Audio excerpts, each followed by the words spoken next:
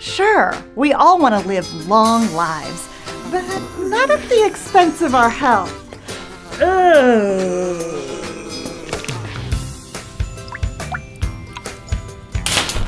Even the mythical fountain of youth was supposed to do two things: extend lifespan and cure sickness.